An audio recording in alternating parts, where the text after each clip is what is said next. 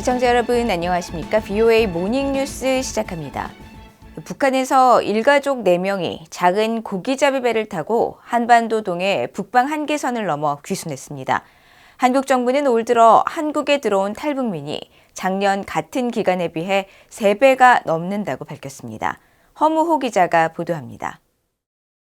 한국의 해경 선박이 작은 목선을 끌고 항구 쪽으로 이동하고 있습니다. 한국 시간으로 24일 오전 북한 일가족 4명이 탔던 7.5m 길이의 고기잡이 배가 예인되는 상황입니다. 북한 일가족이 한반도 동해 북방 한계선 NLL을 통과해 강원도 속초 앞바다에서 한국 어민에게 발견된 시간은 오전 7시 10분쯤이었습니다. 한국 군 당국과 해양경찰청에 따르면 속초 동쪽 약 11km 해상에서 조업 중이던 한국 어선이 목선을 발견했고 속초 해경은 어민의 신고를 받고 출동해 북한 주민 4명이 승선 중인 것을 확인했습니다. 한국 군 당국은 해당 목선과는 별개로 이른 새벽부터 NLL 인근에서 북한군 동향이 포착돼 동해상에 초계기와 함정을 파견했었고 새벽 5시 30분 육군 감시 레이더로 해당 어선을 감지했다고 밝혔습니다. 북한 귀순 추정 소형 목선에 대해 해안 감시 장비로 해상에서 포착하여 추적하였습니다. 우리 해경과 공조하여 속초 동방 해상에서 신병을 확보하였습니다. 북한 일가족은 한국 정부 합동정보조사팀의 조사를 받고 있습니다. 목선을 타고 온 일가족은 여성 3명과 남성 1명으로 귀순 의사를 밝혔으며 이에 따라 한국 정부는 망명 의사의 진정성과 탈북 동기, 이동 경로 등을 조사 중인 것으로 전해졌습니다. 통일부 당국자는 이들의 구체적인 신원과 관계 등에 대해서는 관계기관이 조사하고 있다고 밝혔습니다.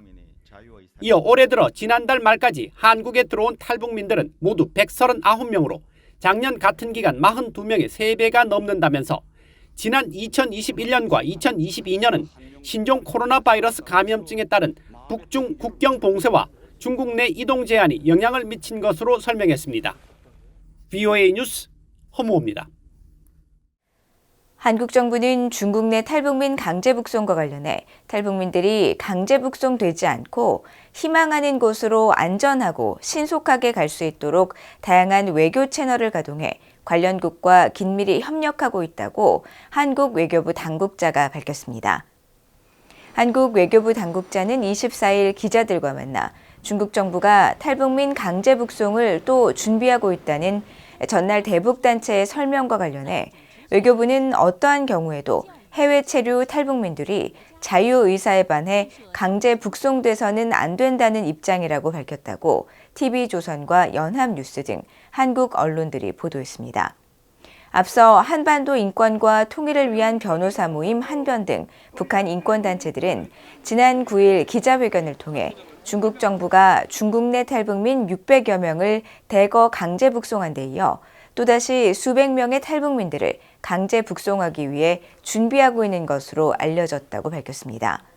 한편 대북단체 전환기 정의 워킹그룹도 24일 서울 광화문에서 개최한 제중 탈북민 강제 북송 컨퍼런스에서 중국 내 수감시설에 남아있는 탈북민은 1000여 명으로 중국 정부는 이들을 계속 강제 북송할 것으로 보인다고 밝혔습니다.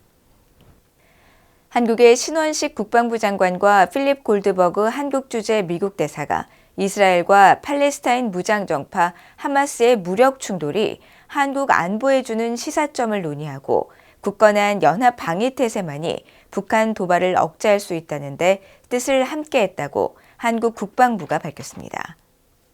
한국 국방부는 24일 보도자료를 통해 두 사람이 이날 용산 국방부 청사에서 만났다면서 이같이 밝히고 이어 북한의 핵미사일 개발은 한반도뿐 아니라 국제사회 공동의 위협이라는 데 공감하면서 북한의 자금줄 차단 등을 위한 국제사회 공조가 더욱 필요한 시점이라는 데 의견을 교환했다고 전했습니다.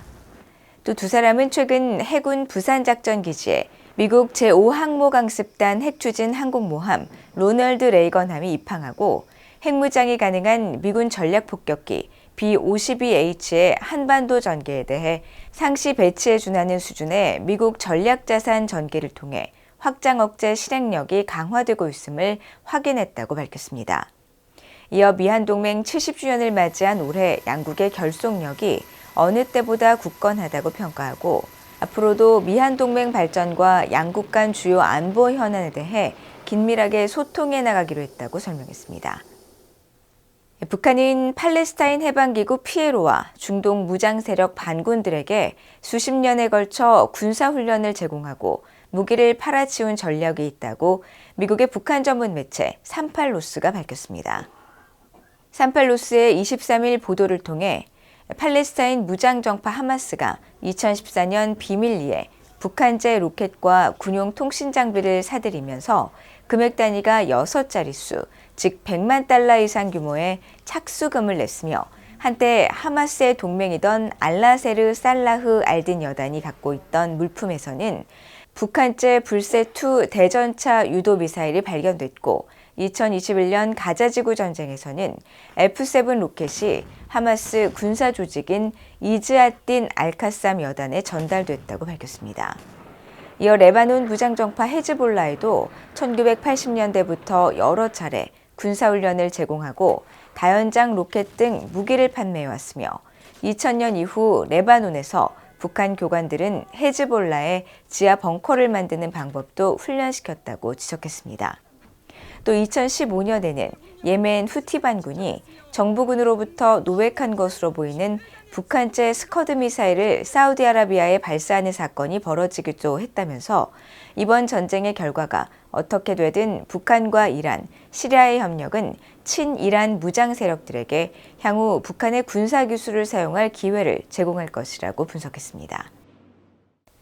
한국의 산업통상자원부 장영진 1차관과 미국 상무부 산업안보국 앨런 에스테베즈 차관이 미국의 반도체 수출 통제 등 양국 간 주요 경제안보 분야 협력 확대 등을 논의했다고 한국산업통상자원부가 밝혔습니다. 한국산업통상자원부는 24일 장 차관이 방한 중인 에스테베즈 차관을 만나 미국 정부가 삼성전자와 하이닉스의 중국 내 공장에 극자외선 노광 장비를 제외한 대부분의 장비를 반입할 수 있도록 해 중국 내 한국 기업의 투자와 경영 불확실성이 완화됐다고 평가했다고 밝혔습니다. 이어 이 같은 결과는 양국이 굳건한 미한동맹을 바탕으로 글로벌 반도체 공급망 안정의 중요성에 공감대를 갖고 긴밀히 협의했기 때문이며 앞으로도 양국 간 경제안보 분야의 협력을 확대하자고 말했다고 전했습니다. 또 에스테베즈 차관은 전날 산업통상자원부의 김환기 무역투자실장을 만나 무역안보 현안에 대해 의견을 교환하고 미국과 한국의 수출 통제 당국 간 긴밀한 협력을 지속하기로 했다고 밝혔습니다. 이상으로 VOA 모닝뉴스를 모두 마칩니다. 시청해주신 여러분 고맙습니다.